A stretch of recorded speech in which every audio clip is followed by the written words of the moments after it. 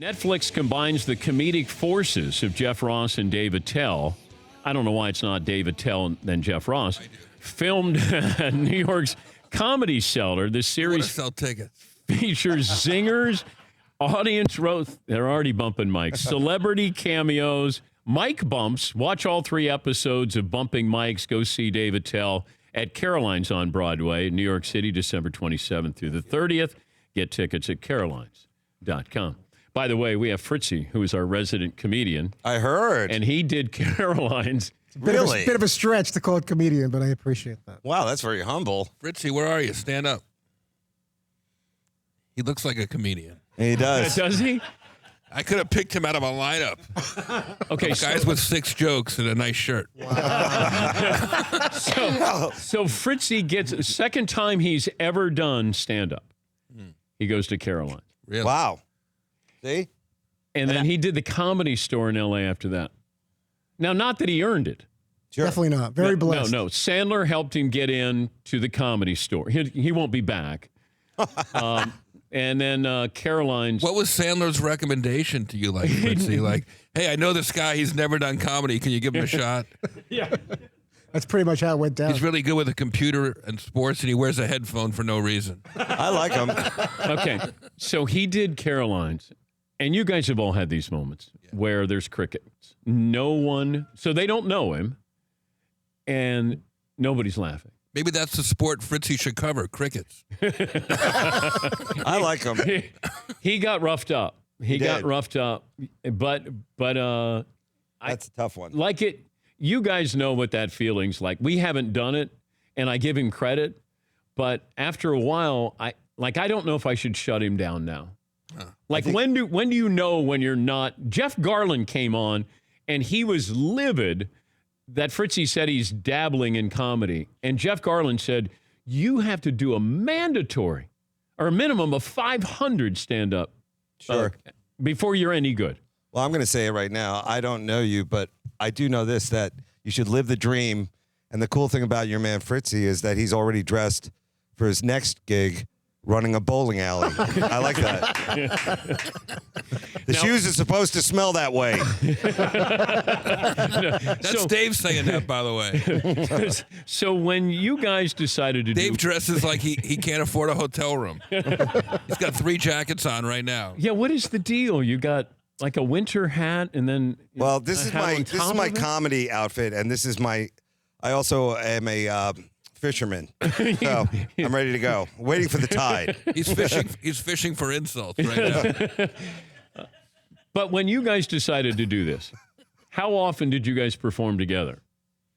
Well, it was very much like a hobby for a long time. Yeah, we're like both have done our own things. Jeff is a roast guy. He's done tons of TV. He's a great headliner. I'm a headliner. You know, we're out on the road. And when we come to the New York together, when you see other comics together, it's like so much fun because you're usually on the road alone. So, you know, I'd be on stage. I'd see Jeff. I'd bring him on, and we'd just like go at each other. We'd work the crowd. And it was a lot of fun. And I just saw it as that. But Jeff, of course, he's got the long game, you know, in him. So he's like, you know, this is a show, and he can take you through the rest of it from there. I just started begging Dave to like go on tour with me because you take these fish out of water. It's really fun. And it's different. I always say 1 + 1 = 3. We don't have to perform together, but when we do, it's special. The jokes per minute is undeniable. But do you try to, if you crack each other up, is that enough? Like, it's not about the audience.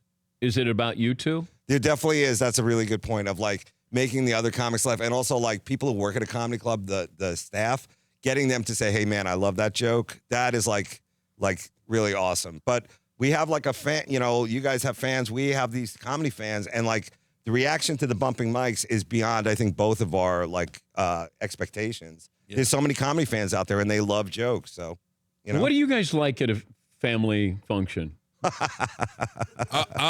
I'm friendly and generous and nice, and Dave's a lot like this. Are you mean? Do they expect you? Because a lot of times they'll be like, "Hey, be funny." Right.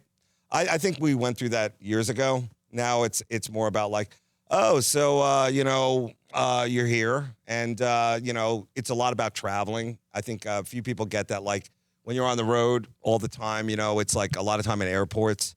And, I would say that the job of comedy is really getting to it. The shows are really the gravy. And in terms of family, what are your plans for the holidays, Jeff? What are you going to do? I spend a lot more time with my family. They're always backstage at the shows and stuff like that. And when Dave goes to Thanksgiving, his whole family dresses like that and holds microphones. It's really weird. Jeff is really good. Like, Jeff is like, we were on the road, and to be honest, it's like, I never knew this guy had so much family, because we'd be like in, I don't know, Lake Tahoe, and all of a sudden, like, a second cousin of a third aunt would show up. It was like a 23 with Me commercial, whatever that is, but it was just like, oh, look who it is. These people would come up, and they really, Jeff is like he's such a prince to all of them. So I think it's cool. And it's been a big year for all of us. Jeff just got a new house, and it's your dream house, right? Yeah, a 1-bedroom, 2 kitchens. And sorry, it's early. Didn't you have a line about ketchup? Oh, right. Yeah. No, well, we do after the show, because we're both. Dave says that my favorite drink is ketchup. Yeah, but It's not even. I resent that. You resemble that. Because I'm a mustard guy, and he doesn't bother to do the research. I'm sorry, but you'll get this, because we're old now. Like, there's no real party after the show. There's no crazy. I don't know if you know this, Fritz, but it's not a one endless party. You don't have groupies? No, it does not go that way. We have Grouponies. Yes. So you give a Groupon and you get to sleep with you guys? I've gotten lots of waves from a mega bus. But let me tell you this. We go out after the show, especially casino shows, and we just hit like the steakhouse, and like it is crazy. Like, honestly, like we go to town. That's like our party. We'll bring out some people, and we'll just like eat and eat and eat. So, Fritz, are you in for that kind of? I am all in with that. There you go. So you're already halfway there. I love it as a comic, and I think that's awesome. How about your mood? Because I don't. It feels like if you're don't go there, don't go there, because he's very negative. I know I'm that. Very positive. Like, this is where the friction happens. Right. But you have a smile, but it feels like it's not really a smile. What do you mean? Like you're waiting, like you're detonating. This guy? Yeah, like Yeah. I smile, Waiting for his hit. and then all of a sudden, then you're bringing the hammer. Right. Whereas Dave, I sort of expect him to bring the hammer. Right. I'm tough love. I don't know what he I got is. the velvet machete. You do. You don't see it coming. Yeah. But I think that offsets it. Like one of my favorites was back in the day, you'd see like Jack Benny do these kind of like off-color jokes, and then he'd play violin and soften it up. So I'm like Dave's violin. Have you ever truly hurt each other's feelings? To be honest, like I know a lot of. I think we live in a very sensitive world, and a very trigger word world. That like I think funny always wins, and with us especially, I think that we give each other many passes on that kind of stuff, because we're both looking for jokes. A lot of it is riffing, so. It's like, is it going to work every time? Probably not. But with the audience, sometimes I feel like, all right, maybe we took it too far. But I'll say one thing about Jeff. He is fearless. He really runs at the stuff, and I love that about him. I mean, look at that shirt. That is definitely courage. Is that a guy who's dressed for today and tomorrow? Bro, Jeff. I always wonder that when you see somebody and you go, "What's the shirt you decided not to wear?" Well, that's why we were late. We had to stop at AutoZone so Dave could get a new outfit. All right. Wow. Rich, you see what I have to deal with? That's rough, man. You really want this life? So there's no area that's a no-go Dave's zone. dressed like an umpire during a snow delay. That's so crazy. Just because Jeff looks like a bouncer at a candy store. I've actually would love that job. This is fun. But the element of roasting somebody. Yes. Have you ever been roasted? Yes. And how did you wrote some jokes for Rich Eisen. 15, Not that long, but I remember 13 years ago. Yeah. And Eisen, like I could tell, because he wants to be a stand-up comedian. In a way, he is. And all of a sudden, he came out of the gate, and I was like, okay. He was told you got to establish where you're going with the roast. Sure. Right out of the gate. But when you roast, you ever made somebody cry? There's one famous roast at the Friars Club. It's not on TV or anything, where the actor who I adore, Danny Aiello.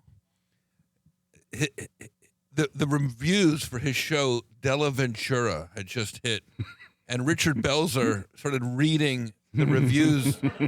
They had come out that morning, and that kind of softened up Danny so that when I came up and did the actual jokes about the show, I said, your acting was so over the top, they should have called the show Ace Della Ventura or something like that. And Danny started crying during his rebuttal. And he said afterwards, it's because he missed his dad, but there's no way. He missed the script rewrites is what he missed for Della Ventura. So sometimes, people, it's a flood of emotions. One time I roasted Jerry Lewis, and he had a heart attack on the way home. So I promised myself I would never roast another person over 80. Did you roast Justin Bieber? I did. How did that go? That one could have been a 3-part miniseries. Really? That was one of the greatest ever. But it almost helped him. Oh, yeah. Because he laughed at himself. He had gotten all this negative publicity, and he took it. He took the bullets. Well, the lesson with Justin's roast is it was his idea. This rarely happens, but he volunteered. He called up us at Comedy Central and said, I want to be roasted. And he had his heart, but he really called his friends and made it great. And it did give him a reboot. He needed sort of a reboot in the public consciousness, and it was great. He had a big hit record after that. Do you always have a black cloud over you, Dave? When you, Me? yeah. No, but I've heard that Justin Bieber story 3 times already. do you want to have that dark cloud over you? I do find that there's more. Jeff's absolutely right. I am the negative force in the. Are you ever in a good mood? I feel like a sense of relief. Like when we did this incredibly long shoot. It was very hot in August at the Village Underground, which is a great club, but it's so hot. And our director, Andrew, who is just like one of the best guys, like he saw the take it to another level of like, let's go outside and do things. So like we're doing remotes, we're doing the night shoots. So it's an intense thing. But then when it was all done, I was like that sense of like, that's done. Now I can smoke a cigarette and, have a good time. That's the whole thing too, is that like, I was going to say for your guy over here. No, Fritzy. No, he is. You don't think so? Because I wanted to give him, it's the holiday time, so I wanted to give him, some swag from the Bumping Mike, tour. Is that cool or? That's pretty awesome. I guess. He hadn't really earned it. I think he has. Don't you have to be funny? No, I think he. First of all, there's a very high level for you on the show. You're not even at the first console yet. I'm not. So, like if you were Mission Control, you're the guy who goes out and gets the coffee, right? Like we have a problem. Go out and get some Sanka. Yeah. Houston, we have a problem. We have no coffee. You ask if Dave is happy.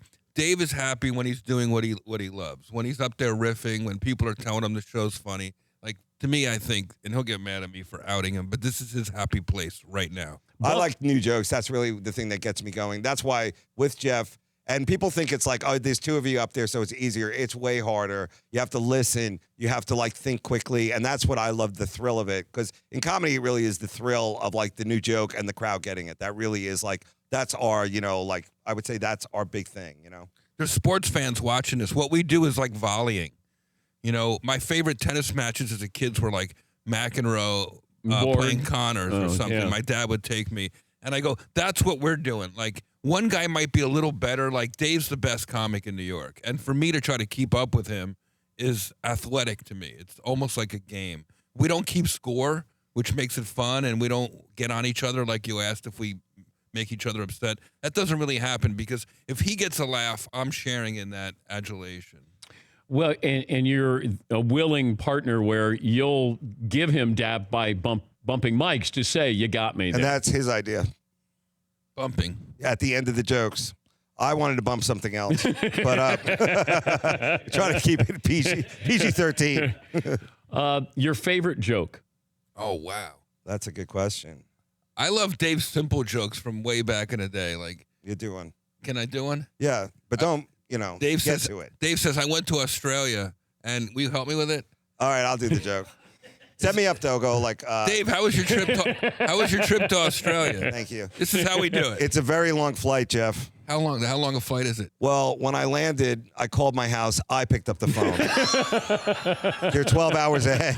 I got it. Everybody got Yeah, I got it. That's like, Okay, do you explain jokes? Because Fritzy has a problem where he tries to explain the jokes so you'll understand it. well, you know what? I was going to say, like, I don't know what the time thing is here, but I would like to hear a joke from Fritzy already. I mean, I've heard a lot of I've heard a lot of smoke. I want some sizzle already. Okay, can you guys put your headphones on? I'm gonna play. This was his opening bit. Does Dave Dave have headphones? I don't think Dave understood English. This there. is one of now I look like one of Jeff's best put downs. Okay. This is the opening line at Caroline's. Okay, so here's Todd Fritz. The show is Bumping Mics on Netflix with Dave Attell and Jeff Ross. Here we go. So I'm at a sporting event the other night, and at least 3 different people come over to me asking if I'm sitting in their seats.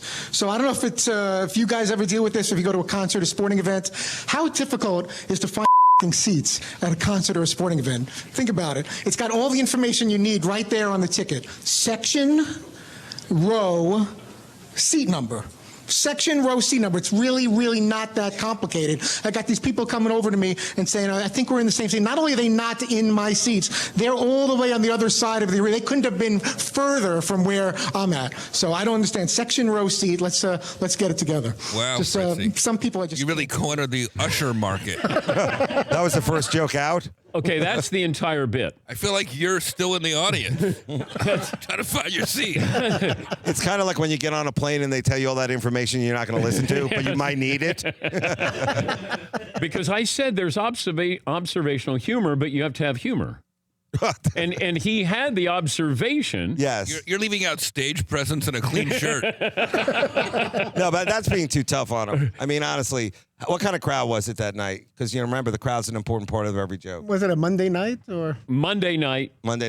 Tourist. Yes, Eaton. The people that Fritzy was bookended with, though, the person right before him and the person right after him, crushed. Oh, okay.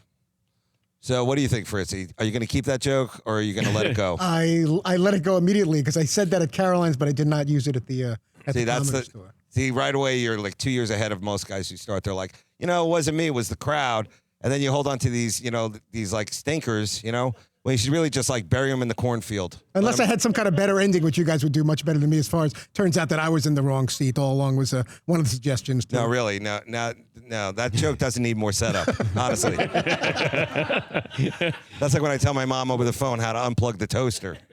You just have to stay in the moment, Fritzy. And like Dave, that outfit makes a statement. What is it? I know how to delete a hard drive in a hurry. There you go. I knew that was coming. I'm more panicked. I'm more panicked that people will think that clip was our show that you played. Dave, what is your favorite Jeff joke? Well, I'm going to say one right now. With the headphones on, he looks like a triple stuffed Oreo. Wow. Pretty good, huh? Wow. It's only 10:39. Yeah. You What's guys my usually favorite aren't funny until like 10:39 p.m. Here's the joke that I love about Jeff that he doesn't do anymore, which is the I don't know the setup, but the punchline is enough with the bread already. What is the setup again to that? That used to be a poem that my dad used to say to my mom. Yeah, it's a classic. And then we wait. Well, we have our Hanukkah stuff. Your eyes are like open seas, blue from coast to coast. Your heart, like it's a big love poem. And then at the end, he goes, "But enough with the bread already." No, but I'm not doing it justice. Wait, the the one about Hey, Fritzy, I think you can use that one. Fritzy, I'll put work that on the that in. list. It's on my list. If you now that's my favorite. But Your smile blooms like a bright summer flower. Your heart is like a rain shower. So how come your ass looks like a truck? Enough with the bread already. And then my mom would write one back to my dad called "Put a shirt on, you're scaring the children." Yeah.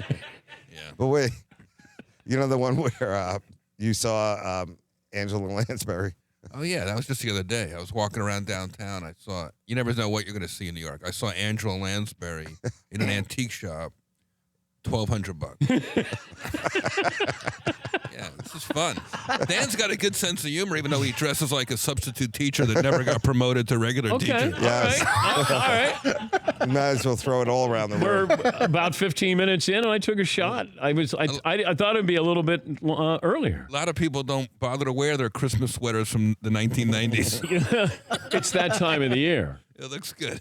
He's keeping the headphones on just to keep warm. Jeff, the face is going to look better when the swelling goes down. I'm just saying. Oh, you got me. You got me. Yeah, there you go. That's all I got. Think I like looking like Walter Matthau and Rick Moranis had a baby? A new one. Has anybody ever said, you are hot? No. Okay. I'm curious. They What go- about you, Dave? I don't know. We both kind of look like a deleted scene from the movie Taken. We're not really, we're not GQ material. No, what's really funny is that, comedy has never been hotter and stuff like that. He doesn't like when I say this, but I like to think that I'm towards the end of it instead of the beginning of it. And it's really the most fun I've ever had is in the last couple of years, just like riffing with Jeff, working on the road, these young comics coming up, seeing them, do their stuff. Even Fritz over here, it takes a lot of, it takes some really big, balls to do comedy. So, dude, I give you a lot of credit, man. I really do. appreciate that. I really do. Bumping Mics on Netflix combines. This is when we wrap it up. I love it. Yeah. This is my favorite part. Okay. Bumping Mics on Netflix combines the comedic forces of Jeff Ross and Dave Attell, or Dave Attell and Jeff Ross. No, it's Jeff Ross and Dave Attell. That's the way Why? it Why is. does it that order? Why is it? I don't know. Ask your lawyer. Did you print up the shirts already? Yeah, we did already. I really want to give one to Fritzy here, man. I want you to be part of the team. I would love that. That's Bumping cool. Mike's hat. Bumping Mike hats. And because you're like a comic, you get a discount, $15. That works. That works. They filmed it at the Comedy Cellar, and the series features zingers, audience roast, celebrity cameos. So you got Bruce Willis, drunk Paul Rudd, Yep. Amy Schumer, My We have aunt so many Bob great ones. Saget, Gilbert Gottfried. Michael Shea. There's just so many great comics that dropped by. And I have to say, Michelle Wolf, all these great people came by, Hassan Minaj. I mean, like, it was so much fun to have them all on stage. And that was another like Jeff thing where it's just like, let's bring some, like friends up and talk to them and have fun with them. And, but I'd say of all the favorites, Gilbert really completed it. And if you're of a certain generation, you know how funny this guy is. And if you don't, you'll find out. If You had a watch. line about a roast, and then you had somebody up there with you to say it looks like you've already been roasted. Yeah. Wow. Well, That was tell him, Joe. Shout out to Izzy del Toro. Wow. He's a flight instructor for the military. He's a wounded veteran. Severely wounded veteran. And we had met him along the way at the Bob Woodruff Foundation gala that we did in San Francisco. And he came on stage. This guy wanted to get roasted. He's a very brave dude, severely burned. He has an amazing sense of humor. And I'll admit it, we kind of balked. We weren't sure where to go with it. And then he came to our show in New York when the cameras were rolling and I'm giving you guys a second chance. We're doubling down right now. And of course, we started letting the jokes roll and the audience was uncomfortable for a second, but then we kind of broke the ice and I congratulated him on starring in all those Deadpool movies. And he laughed and the audience laughed. And then of course he got the last laugh as he said, standing between you two guys, I feel like George Clooney. He's a super funny guy. He is, Jeff and I have both done endless sport. USO tours. And I'll tell you one thing, the best crowd I can say for me personally I've ever had is the troops. They are so much fun. And, especially deployed when you go over to Afghanistan or Iraq and you just see they're so excited. It makes you feel like, you're on this level of show business, you're way at the top. And so it's a humbling honor to do it. You can watch all 3 episodes of Bumping Mics. You can see David Tell at Caroline's on Broadway. That'll be December 27th through the 30th. You're coming down, buddy. You're going to win it tickets. back. I'm going to win it back. Well, you're not going to I'm bring with him you. on stage. I definitely am. If he shows up, he's coming on. Wow. I'm jealous. Wait a second. No, Fritzy, Fritzy, you're coming on, Fritzy, buddy. you don't want that. We're going to make that But usher it'll seat. make him not look even that much more funny than we already know he is. What I totally bombed. No, dude, I'm bringing you up. You- We're going to do it. We're going to work it together, man. You are a thoughtful I'm going to man. bagger vance you. I'll be right behind you. You can- You'll be the only one who sees me. You're a good person. You can get tickets at carolines.com. It's Netflix. It's Bumping Mics with Dave Attell and Jeff Ross. Thanks for having us. Thank you, guys. What fun, Dan. Thanks to your Yes. crew. One back. more bump, dude. Let's bump it out. All right, here we go. For more Dan Patrick Show, tune to Audience Channel 239 on DirecTV or download the Dan Patrick Show app.